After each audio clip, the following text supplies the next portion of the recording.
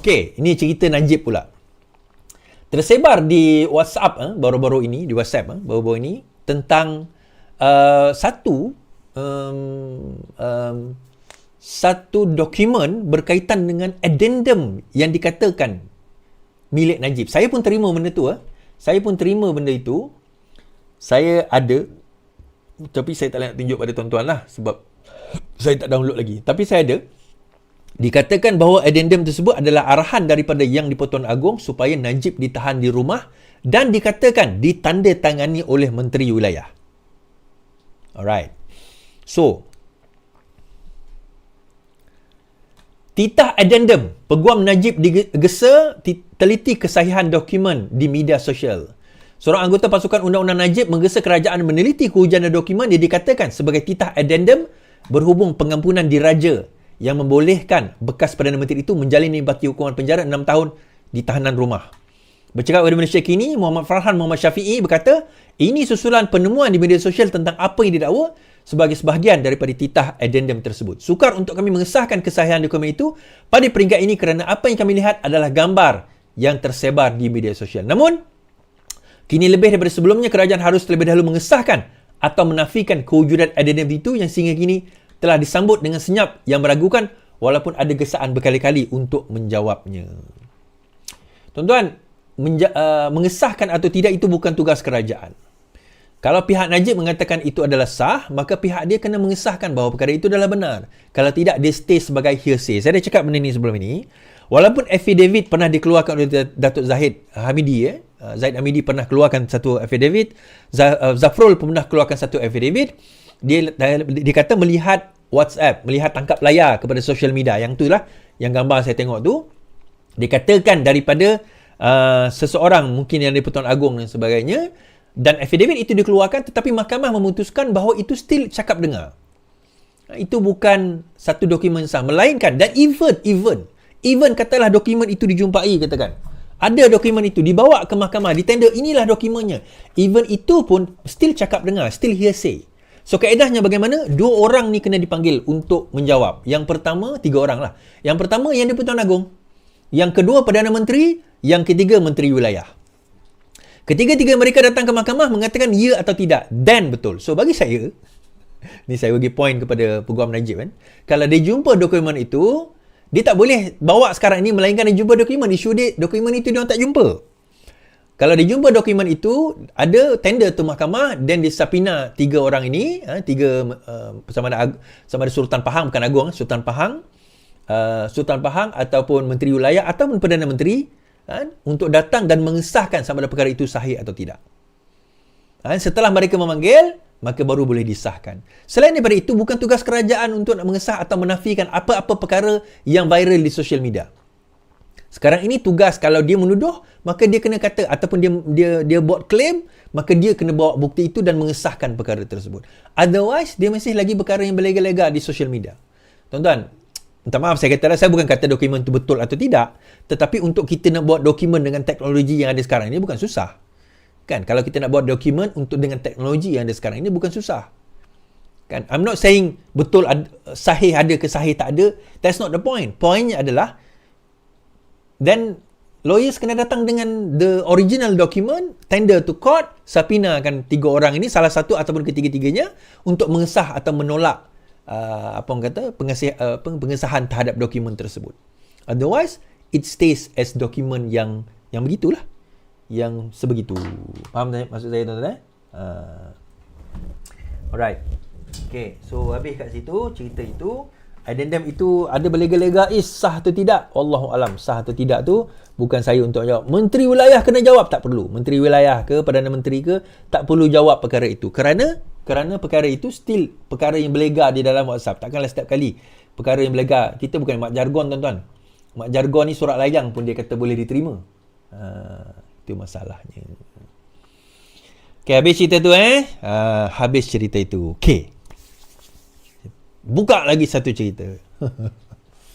Sewaktu pertembungan di antara Barisan Nasional dan juga Pakatan Harapan dahulu, Jamal Yunus, salah seorang panglima UMNO pada waktu itu, sekarang ni senyap tuan-tuan, telah membuat satu kenyataan terhadap Teresa Kok. Okey, telah membuat satu kenyataan terhadap Teresa Kok. Dan Teresa pada masa itu menyaman, telah saman Jamal Yunus ni dan telah menang di dalam kes tersebut. Okey.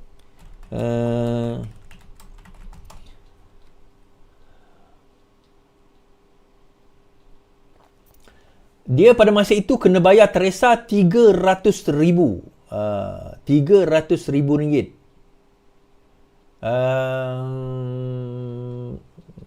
Sekejap.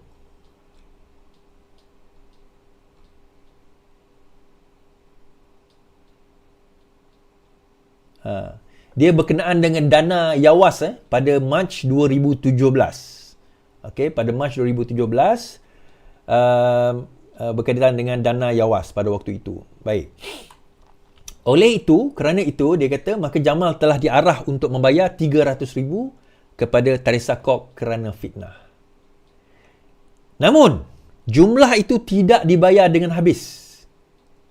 Tidak dibayar dengan habis menyebabkan peguam Teresa Kok telah datang untuk bailiff telah datang untuk menyita rumah Jamal Yunus. Tiada jawapan, bailiff gagal laksana writ sita rampasan di rumah Jamal. Seorang bailiff mahkamah tidak menerima jawapan setelah meminjamkan loceng di rumah pembimbing UMNO Jamal Yunus pagi ini. Sesudah itu, ahli DAP Teresa Kok sedang mempertimbangkan mendapatkan perintah mahkamah sivil untuk membenarkan bailiff masuk rumah itu dan melaksanakan writ sita dan rampasan serta penjualan yang dikaitkan dengan saman fitnahnya terhadap ketua UMNO bahagian Sungai Besar itu. Peguam ahli Parlimen Seputih itu, Sangkar Nair, memberitahu bahawa writ dan rampasan itu boleh dikaitkan dengan kos 50,000 yang terhutang oleh Jamal. Peguam itu menjelaskan bahawa bailiff mahkamah datang mengunjungi rumah Jamal sekitar 10.39 pagi dan tidak menerima sebarang jawapan setelah membunyikan loceng beberapa kali. Peguam itu menambah bahawa tiada jawapan diterima setelah bailiff memanggil beberapa kali di luar rumah dan 15 minit kemudian pegawai mahkamah itu meninggalkan lokasi berkenaan. Pelaksanaan tidak berjaya kerana tiada sesiapa berada di rumah itu. Ia ditangguhkan sementara menunggu mendapat perintah mahkamah untuk masuk secara paksa, kata peguam itu. Malaysia kini sedang cuba menghubungi peguam Jamal untuk mendapat ulusan mengenai perkara itu. Pada 26 Julai, Mahkamah Tinggi memerintahkan Jamal membayar 300,000 berhubung dakwaannya bahawa Kok menyalahgunakan dana Yayasan Warisan Anak Selangor. Mahkamah Sivil juga telah memerintahnya membayar kos 50,000 sebagai kos guaman. Jamal telah membayar ganti rugi tersebut, namun kos guaman masih belum dilunaskannya yang membawa kepada pelaksanaan writ di alamat terakhirnya yang diketahui di Ampang Jaya pagi ini. Jamal tidak lagi dapat merayu setelah Mahkamah Rayuan Persekutuan telah pun mengekalkan keputusan yang memihak kepada Teresa Kok.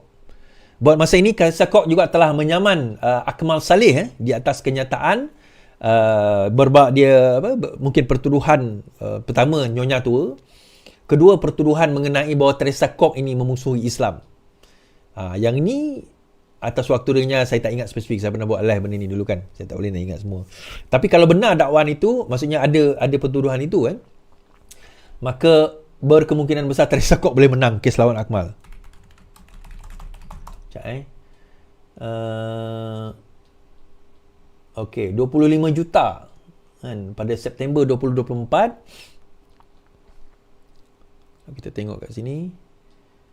Teresa tuntut ganti rugi 25 juta daripada Akmal. Teresa Kok menuntut ganti rugi 25 juta setelah mendakwa memutarbalik kenyataannya. Okey. Alright. Jika anak guam kami tidak menerima, memulakan tindakan. Okey. Alright. Notis LOD telah dihantar merujuk penjelasan lanjut Teresa mengenai pendidikan bila ada sekejap.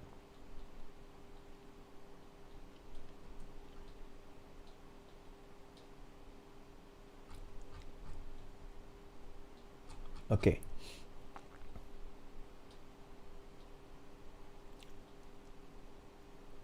Okey, notis itu berkata kenyataan dibuat dibuat Muhammad Akmal yang memberi gambaran bahawa Teresa adalah seorang yang bersifat perkauman, tidak menghormati Islam, tidak mempunyai pengetahuan khususnya tentang sijil halal, tidak peka dan jahil, menentang dasar kerajaan mengenai amalan dan agama Islam, merosakkan keamanan dan keharmonian negara serta musuh negara yang tidak setia kepada negara. Tuan-tuan. Masa Akmal ni. Kalau itu yang dimasukkan, masak dia. nak bawa benda ni tuan-tuan. Dia kata, Akmal kata see you in court. Okey lah. Biarlah dia orang jumpa kat mahkamah. Kan?